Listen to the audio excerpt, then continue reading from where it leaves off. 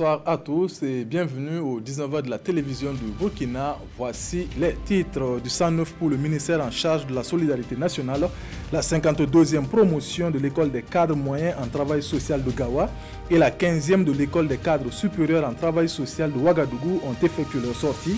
Des compétences qui viennent renforcer le capital humain dans ce domaine au Burkina Faso. Et puis opération ville propre pour assainir le cadre urbain de Dori dans le Sahel, un acte qui vise aussi à renforcer la cohésion entre forces de défense et de sécurité et population. Cette opération s'inscrit dans le cadre du projet promotion de la sécurité communautaire et de la cohésion sociale dans la région de l'Iptako-Gourma.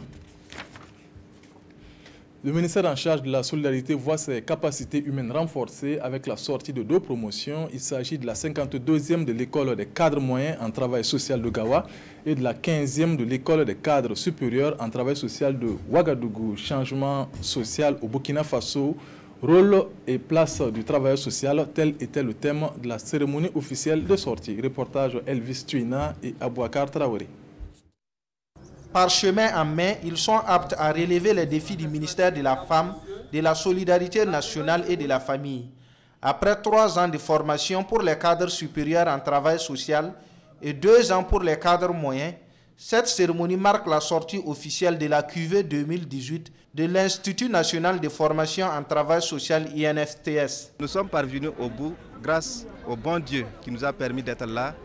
Et nous disons merci. Et nous sommes très heureux et prêts à aller sur le terrain.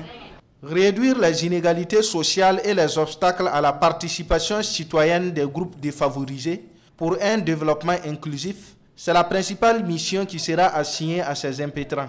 Une mission qu'ils doivent réaliser en toute conscience. Vous devez vous engager résolument dans l'œuvre de construction et de consolidation institutionnelle de notre ministère. Soyez des agents modèles, engagés et soucieux de l'avenir de nos populations vulnérables. Il vous faudra à la fois une intelligence de la relation avec les usagers de vos services. C'est cette intelligence qui vous permettra d'être à leur écoute pour comprendre leurs besoins et de leur offrir ce qu'ils attendent de mieux de vous. Une intelligence de l'attitude, celle qui vous rendra capable de donner plus de votre temps, mais aussi et surtout de votre personne aux plus vulnérables. D'un taux de succès de 100%, les 2 promotions ont pris pour nom de baptême Thomas Kafandou, en mémoire de leurs camarades, élèves inspecteurs d'éducation de jeunes enfants décédés en juin dernier de suite d'un accident de la circulation. Le Conseil régional du Sahel apporte son soutien au centre hospitalier régional de Dori à travers la remise de matériel médico-technique d'une valeur de plus de 55 millions de francs CFA, ce dont va sans doute améliorer la prise en charge des patients. Reportage Brahima Kane, Seini Kiemtouré et Lazare Sanou. Du matériel médico-technique d'une valeur de plus de 55 millions de francs CFA au profit du centre hospitalier régional de Dori. Un geste du Conseil régional du Sahel qui entend à l'avenir tripler son soutien au CHR. Le personnel de santé peut être de bonne foi, mais lorsque vous n'avez pas le minimum pour assurer la prise en charge des patients, cela pose problème. Et c'est pour cela que, en fonction des besoins qui avaient été exprimés en son temps par la direction générale de l'hôpital, nous avons approché AM Gold et nous avons obtenu le financement pour prendre en charge ce que vous avez vu. Un geste qui va permettre d'améliorer l'offre sanitaire et la prise en charge des patients. C'est un sentiment de joie qui m'anime d'être ici dans la région du Sahel pour réceptionner ce don pour davantage améliorer la qualité des soins après ce que le gouvernement a fait en 2017 qui est arrivé en 2018 de renforcer ce centre hospitalier régional avec un demi-milliard d'équipements. C'est du matériel que nous attendions et que nous avons, si vous avez constaté, nous avons déjà commencé à utiliser une partie parce que véritablement l'attente était assez grande. Et donc nous pensons que c'est du matériel qui vient à point nommé et qui devra permettre véritablement de renforcer la qualité des prestations de nos services. Des doléances ont été formulées pour faire du CHR de Dori le référentiel de santé au Sahel. Au nom de celle-ci, la construction d'une banque de sang et le renforcement des capacités énergétiques de l'infrastructure. Le système des Nations Unies au Burkina Faso, en collaboration avec les forces de défense et de sécurité, a organisé une journée de salubrité à Dori, une opération ville propre pour assainir ce cadre urbain et surtout renforcer la cohésion entre FDS et population. Une activité du projet Promotion de la sécurité communautaire et de la cohésion sociale dans la région du Liptako-Gourma. Reportage Martin Ouedraogo et Seydouson. Population de Dori, les forces de défense et de sécurité réunies ici à la mairie pour une journée de salubrité. Après les discours, place à l'action. Dans une ambiance bon enfant, elles vont nettoyer les grandes artères de la ville de Dori. L'activité a un double objectif. Le premier objectif, c'est accompagner les populations et les responsables de Dori pendant que ils travaillent sur l'assainissement de leur ville. Le deuxième objectif, c'est à travers cette activité d'assainissement de la ville, de renforcer les liens de confiance entre les forces de défense et de sécurité et les populations. Les militaires ne peuvent pas être renfermés dans leur camp et les populations aussi à part. Plus il y a de liens entre eux, plus la collaboration est bonne, mieux ça va aider nos amis et nos frères des forces de défense et de sécurité à remplir leur mission. Selon le commandant du 11e régiment d'infanterie commando de Dori, cet exemple démontre que les forces de défense et de sécurité et la population peuvent également travailler ensemble dans le domaine de la sécurité et obtenir des résultats visibles. Nos attentes au sortir de cette journée de salubrité, c'est surtout plus de collaboration, plus d'ouverture envers les forces de défense et de sécurité qui n'ont autre rôle que de protéger les populations, à qui nous demandons de déjà nous faire confiance et surtout apporter les informations nécessaires. Après l'opération de nettoyage, rassemblement au foyer du 11e RIC de Dori pour un repas communautaire. Occasion donc pour le commandant Évariste Sommet de toujours rappeler la nécessité de la collaboration entre populations civiles et FDS pour faire face aux défis sécuritaires actuels. La commune de Ouagadougou s'engage pour la restauration de la ceinture verte. Elle a lancé pour cela une opération de reboisement sur 21 juillet à Kossoguin. Plus de 500 plants seront mis en terre sur une superficie d'1 hectare. Reportage Isaka Ouedraogo et Alissa Sanfo. Des plans pour reverdir et faire retrouver à la ceinture verte de Ouagadougou son lustre d'antan. Une ceinture verte créée depuis les années 60 et qui, au fil des années, avec l'effet des changements climatiques et l'effet de l'homme aussi, ne répond plus à son nom. Sur cette partie, la commune de Ouagadougou et son partenaire veulent mettre 550 plants en terre, le tout sur 1 hectare. Occupation anarchique, coupe abusive de la forêt naturelle qui meublait cette partie de la ville, et autant de fléaux qui ont dénaturé complètement cette ceinture verte. Et nous avons saisi de l'opportunité de l'activité de la BCAB. Quand ils nous ont demandé de choisir un endroit, nous avons dit, mais pour autant d'espace que vous voulez dans la ville de Ouagadougou, nous avons ce qui nous reste de la ceinture verte à réhabiliter. Nous nous sommes rendus compte que la consommation annuelle de papier par la banque s'élève à 8800 rames de papier.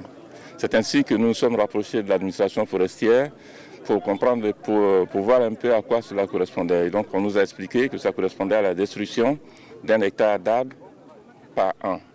C'est ainsi que, donc, avec mes collègues de la banque, nous avons pris l'initiative, n'est-ce pas, chaque année, de reboiser 1 hectare pour restituer à la nature ce que nous lui prélevons pour notre activité. Ce partenariat éco-citoyen dure depuis 2 ans déjà et il n'est pas prêt de s'arrêter. Les deux partenaires promettent revenir encore l'an prochain, reverdir une autre partie de cette ceinture verte. Journée d'excellence dans la circonscription d'éducation de base de Oula à une vingtaine de kilomètres de Waiguia. Les meilleurs élèves et enseignants ont été récompensés pour les taux de succès au certificat d'études primaires. Irénée Kabouré et Moussaki. 91%, c'est le taux de réussite au certificat d'études primaires CEP enregistré cette année à l'école de Rigui A. C'est une première dans ce village et les populations s'en réjouissent. Thérèse Missi Sawadogo, l'institutrice responsable de ce succès, est ovationné par toute la SEB Oula 2. J'ai présenté 35 élèves et dont 32 sont rentrés. J'ai essayé de travailler et Dieu a couronné mon travail avec ce succès qu'on a aujourd'hui. La journée de l'excellence est ici le cadre choisi pour récompenser les meilleurs élèves et enseignants. C'est aussi l'occasion pour évoquer le manque de matériel de travail et de cadres d'assainissement auxquels les 27 écoles de la SEB sont confrontées. Nous voyons que l'État a des limites, c'est pourquoi nous appelons tous ceux qui peuvent nous soutenir de le faire pour qu'ensemble nous puissions relever le niveau de l'éducation au niveau de la SEB. Après toutes ces difficultés, le fait même de tenir les enfants pour qu'ils réussissent et qu'ils gagnent ce taux, vraiment je suis très comblé et je suis très content. C'est pour cela d'ailleurs j'ai dit que je vais les donner 100 tables bancs d'ici la rentrée scolaire et les donner des latrines. La SEB Oula 2 a aussi enregistré un taux de passage dans les classes supérieures de plus de 95%. Le représentant du chef coutumier, le porte-parole de l'association des parents d'élèves, le maire de Oula, bref, les intervenants ont félicité le corps enseignant pour le travail abattu tout en les exhortant à faire plus l'année prochaine. Journée d'excellence aussi à Moussodougou dans la Komoé. À cette occasion, les meilleurs élèves ont reçu des kits et des vélos, une initiative de l'association des professionnels de l'éducation pour stimuler l'excellence en milieu scolaire. Reportage Hassan Gourabou et Ali Traoré. Après l'effort, c'est le réconfort et l'association Golifalitium des professionnels de l'éducation veut réconforter les acteurs les plus méritants du monde scolaire de la commune de Moussodougou.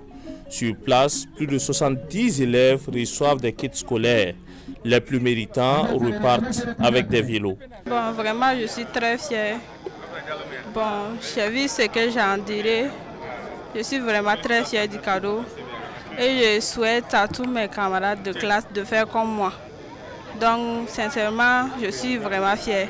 Au-delà de la récompense, cette journée de l'excellence, 4e du genre, organisée par l'association Golifalitium des professionnels de l'éducation, sonne comme une invite à mieux faire. Notre objectif principal est que nos frères et sœurs qui sont jeunes aient à l'esprit que seul par l'excellence, on peut émerger dans ce monde. C'est un monde qui est en pleine mutation.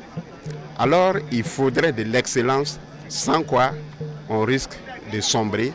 Et tout ce qui promeut l'excellence, surtout l'excellence à l'école, elle doit être encouragée. C'est-à-dire que c'est vraiment le chapeau est à cette association qui a sa 4e édition et qui a essayé de rassembler les fils qui sont des professionnels de l'éducation pour encourager à s'investir dans l'émulation à l'école. En plus des acteurs de l'éducation, plusieurs personnalités ont reçu des distinctions. Et l'association qui est à l'œuvre a vu le jour le 22 septembre 2011. La 19e édition de Fitini Show va bientôt démarrer. L'association Denis Demain, organisatrice de l'événement, a organisé une conférence de presse à Bobo Dioulasso. La particularité cette année, la participation de pays voisins et le thème concerne les grossesses précoces en milieu scolaire. Drissa Traoré, Moumouni Baro. Fitini Show 2018. À une semaine de son ouverture officielle, les organisateurs de la compétition culturelle font le point des préparatifs à travers la presse. Même si certains partenaires tardent jusque-là à se signaler sur le plan de l'aide, Fitini Show sera toujours au rendez-vous avec son public, foi des organisateurs. Et cette année, comme innovation, l'activité est désormais internationale avec la participation de la Côte d'Ivoire, du Mali, du Togo et du Bénin. En plus de cela, d'autres innovations sont intervenues. Chaque groupe doit présenter obligatoirement un ballet chorégraphique, un sketch et un slam. Les chorégraphies seront exécutées par au maximum 12 danseurs, 6 filles et 6 garçons. Les 5 lauréats de Fitini Show participeront au projet. Donc là, ça c'est un peu ingrat parce qu'on avait soumis un projet au Fonds d'appui de développement culturel touristique pour la formation des lauréats en imitation d'artistes. On a soumis le même dossier, on espère être retenu. Et si on a retenu, je pense que ces enfants-là pourront bénéficier d'une formation en chant et on va les suivre du début jusqu'à la fin. Avec 19 ans d'expérience, les organisateurs pensent que Fitini Show peut être un vecteur de prise de conscience communautaire sur la problématique des grossesses non désirées. L'édition 2018 va donc se focaliser sur la problématique des grossesses non désirées, un phénomène de nos jours devenu un véritable problème de la société.